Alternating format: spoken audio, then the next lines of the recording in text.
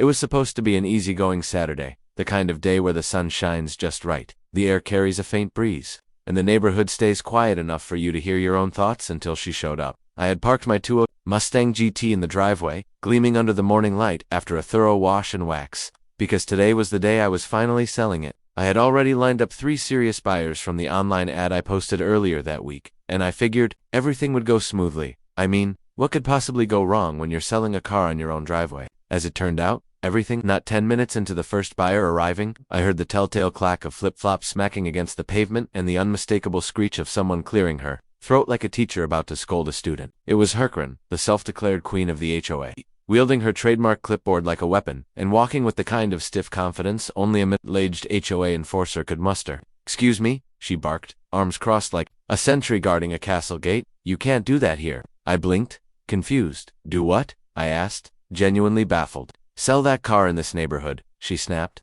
"It violates the HOA's guidelines on commercial activity. This isn't some used car lot." I calmly pointed out that it was my property. The car was mine, and I was simply showing it to potential buyers, all within the confines of my own driveway. "This isn't your private dealership," she spat. "We have rules for a reason." I smiled politely, because I'd dealt with her before complaints about the length of my grass, the color of my mailbox, even the fact that I left my trash cans out 30 minutes too long one Tuesday. "Karen, I reviewed the bylaws. There's nothing that prohibits a resident from selling a personal vehicle on their property," she scoffed. "We'll see about that." And with that, she huffed away, clipboard shaking in righteous indignation. I rolled my eyes, thinking that was the end of it. But 15 minutes later, just as I was going over the final price with the first buyer, young guy named Victor who drove all the way from 2 towns over, I saw red and blue lights flashing in the corner of my eye. A police cruiser slowly pulled into my driveway. My stomach dropped. 2 officers stepped out.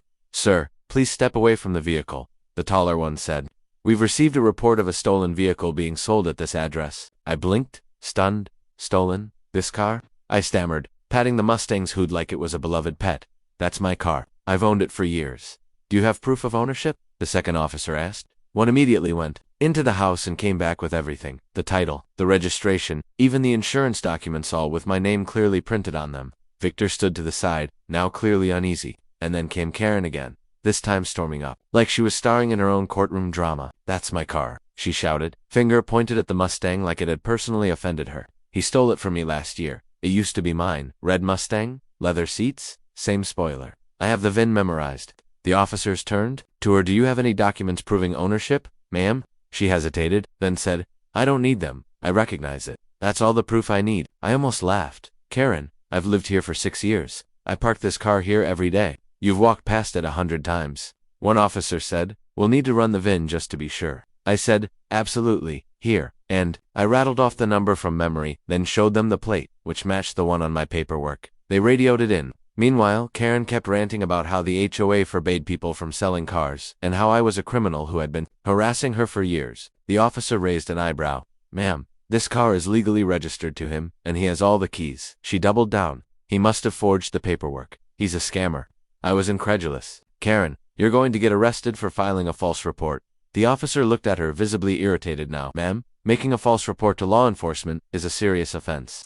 You could be charged," she shrieked. "You're taking his side because he's a man," and stormed off in a huff, muttering about corruption and lawsuits. Victor by now had backed away, hands raised like he didn't want any part of it. "Hey man, I'm just gonna go," he said apologetically. "This is too much drama for me."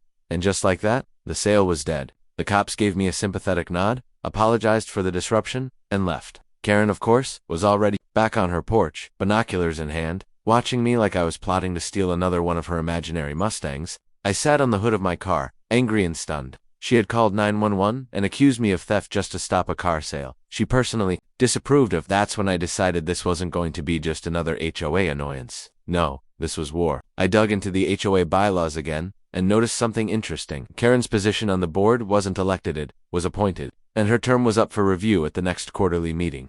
Even better, I discovered that the company managing the HOA Granite Ridge Management had recently gone under, and a new firm was being interviewed to replace them. I called my lawyer, explained the situation, and asked what legal action we could take. "First thing, document everything," he said. So I did. I downloaded all the footage from my home security cameras, which clearly showed me unlocking and detailing the car that morning. The entire encounter with the police was captured on my Ring cam. I saved the documents, screenshots, and even social media photos of me with the Mustang over the past 3 years. I wasn't just going to clear my name, I was going to expose Karen for the petty, power-hungry fraud she really was.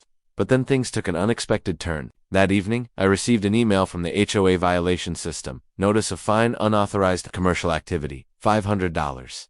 Karen had already pushed a bogus fine through the system, accusing me of running an unlicensed business from my home. I laughed. This was going to backfire spectacularly. I drafted a response and copied the full HOA board, attaching my documents, video proof, and a detailed rebuttal of the non-existent rule. I also submitted a formal ethics complaint against Karen and requested a vote for her suspension. What Karen didn't know was that over the past year, I had invested in several rental properties in the neighborhood, 5 homes in total, making me one of the largest stakeholders in the HOA. That meant I had sway, influence, and enough leverage to push changes when necessary. I called in a few favors, reached out to other homeowners frustrated with Karen's antics, and started gathering signatures for a motion to review her role. By Monday morning, Karen's name was being whispered like a curse word in cul-de-sac. Across the subdivision, I'd heard from at least 3 residents that she'd find them over trivial issues: paint shades, wind chimes, even a potted cactus. Now that someone had finally stood up to her, the neighborhood was starting to rally. Meanwhile, I got a new buyer for the Mustang this time.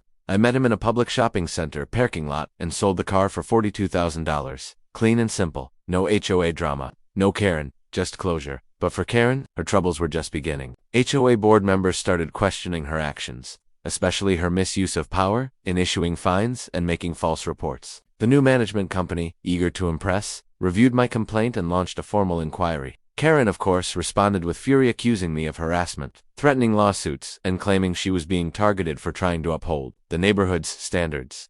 But the damage was done. The cops had her false report on file. The board had my video evidence, and the community, they were fed up.